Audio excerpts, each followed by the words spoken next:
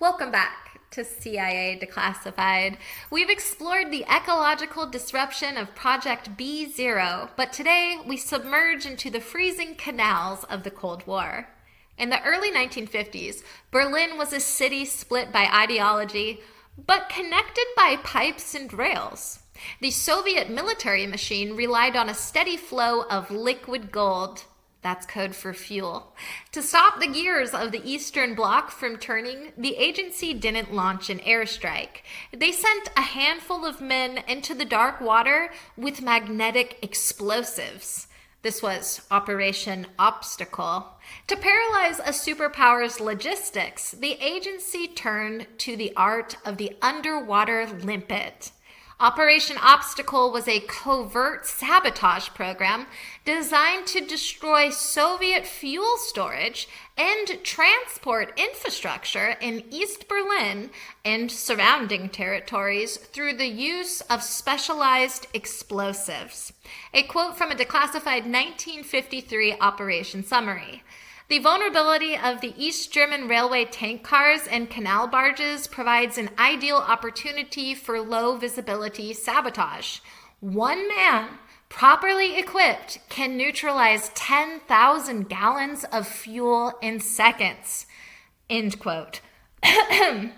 The agency utilized magnetic attachers, which were high-powered neodymium magnets designed to allow divers to snap explosives onto the curved holes of steel fuel tanks in zero visibility water. The archives reveal that the agency established secret entry points into the Berlin Canal system from the basement, a safe house in the west that shared a drainage pipe with the east. Operation Obstacle pioneered the use of corrosive fuses, which used a chemical reaction to dissolve a retaining wire, allowing the mine to detonate hours after the diver had safely returned to the west. A quote from a 1955 Soviet military intelligence report. The recurring losses of aviation fuel at the Vokorodo storage site cannot be attributed to faulty valves. We suspect a coordinated effort of foreign diversionists. End quote. And that city that I tried to pronounce, Vokkerode. The declassified logs show that the CIA used water scooters, early diver propulsion vehicles, to navigate the long distances between safe houses and Soviet fuel depots without surfacing. Technological breakthroughs included the non-magnetic scuba, a rebreather system that emitted no bubbles and was made of non-metallic components to avoid triggering Soviet underwater magnetic sensors. The archives confirm that the agency utilized sludge bombs, explosives designed as floating river debris that would snag on intake valves and detonate upon impact with a pump. Internal memos describe the cold suit, a primitive dry suit that allowed divers to remain in the 40-degree waters of the Spree River for up to 6 hours without hypothermia. The declassified Obstacle Manifest shows that the CIA smuggled over 200 Limpet Mines into the East inside bread crates delivered to a sympathetic bakery owner. A quote from a CIA Technical Services Division briefing. By targeting the fuel car bogies, we don't just lose the fuel, we derail the train and block the entire line for days. End quote. The archives reveal that night optics, an early version of night vision, were used by shore watchers to signal the all clear to the divers via infrared flashes.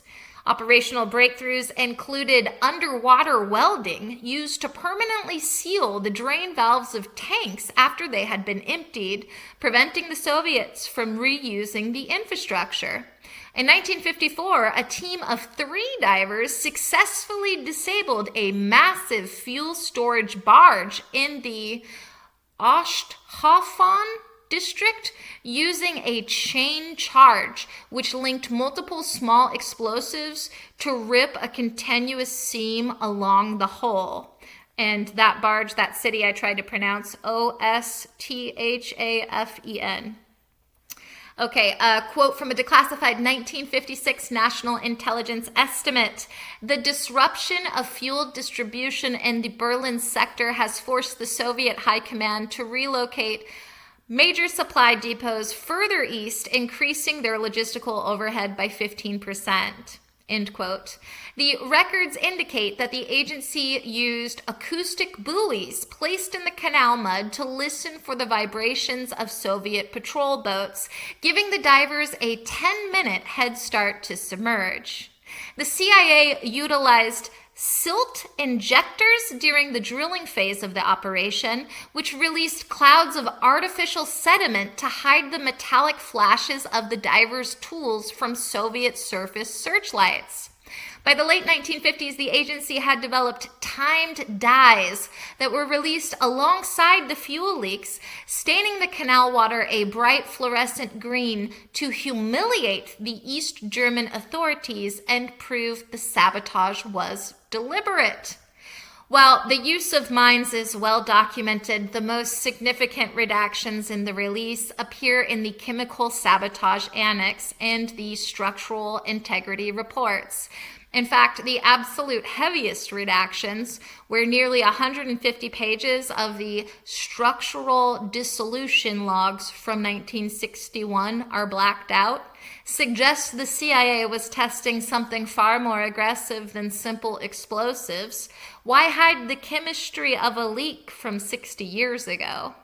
Get ready for the theory of the corrosive catalyst. Speculation suggests Operation Obstacle used chemical acids that didn't just leak fuel, but ate through Soviet steel like a virus. The theory claims the redactions hide a formula for a self-replicating enzyme that turned the iron of the tanks into brittle dust, and the black bars mask the map of dead zones where the ground is still too toxic for construction. What if the divers weren't human? A dark rumor suggests the CIA used trained dolphins equipped with cameras and mines to navigate the Berlin canals. The theory claims the redactions in the aquatic asset management files hide the retirement records for these mammals, alleging that the agency had successfully trained porpoises to identify Soviet metallurgy by sound alone. And for that particular quote-unquote conspiracy theory, it is important to note that I've probably got over 12 different episodes of CIA Declassified where we go over different times that the CIA has utilized animals, and they're very proficient at it. They were able to remote control a bull. They were able to remote control a German Shepherd. They still work with dolphins and sea lions, and I believe walruses. I could be wrong on the walruses. Anyway, definitely check those episodes out if you're interested here, and let me get back to more conspiracy theories about Operation Obstacle. Okay, here we go. Some people believe hidden behind the ink of the internal logistics audit is a microtermite, a robotic insect designed to chew through fuel lines. The redactions supposedly hide the battery life projections for these mechanical saboteurs. Looking at the blacked out geological surveys, theorists argue that the CIA built a reverse pipeline that actually stole Soviet fuel and pumped it back to the west under the wall, with the redactions hiding the revenue generation logs. The shadow diver theory posits that the redactions in the missing in action section hide the use of invisibility cloaks, early light-bending fabrics that made the divers vanish in the water, with the black bars masking the optical refraction data. A wild theory circulating in the dark web suggests the blacked-out chemical additives section masks a plan to infuse Soviet fuel with a neural gas that would vent from the engines and sedate the soldiers driving the tanks. Looking at the redacted material science briefings, some gossip that the CIA developed a liquid metal mine that would melt into the tank's hull and become part of the structure before detonating from the inside out. Gossip suggests the redactions in the environmental impact study prove that the CIA released a bioluminescent algae into the canals to highlight Soviet ships at night, and the black bars hide the genetic mutation warnings. In the Foundation Stability Annex, massive redactions cover the sinkhole trials. Theories suggest the agency used sound waves to collapse the ground under Soviet fuel depots, and the black ink hides the seismic targeting coordinates. And lastly, some whisper that the redactions hide the fact that the divers were actually Soviet defectors who were later liquidated to keep the operation secret, and the black bars mask the witness erasure protocols used.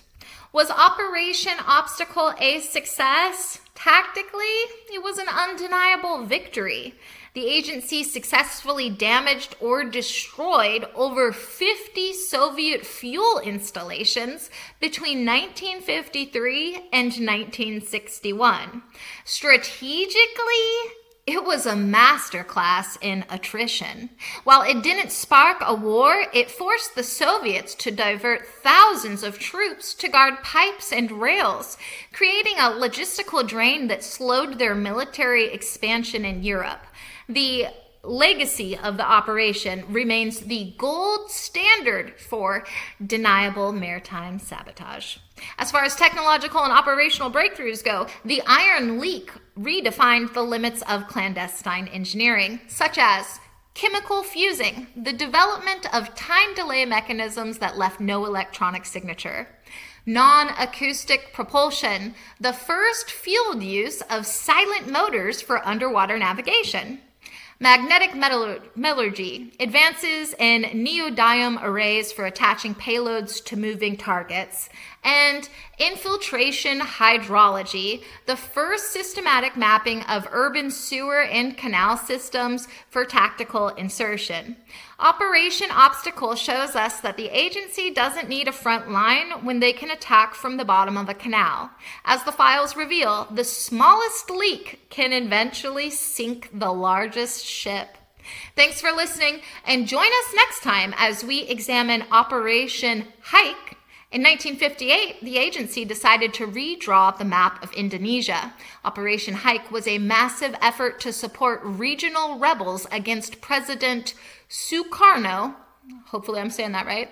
We'll uncover the Air Force, we'll look at the hidden airstrips, the unmarked B-26 bombers, and the moment a single downed pilot exposed the entire agency to the world.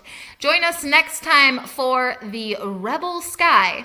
In the meantime, I'll see you in the archives.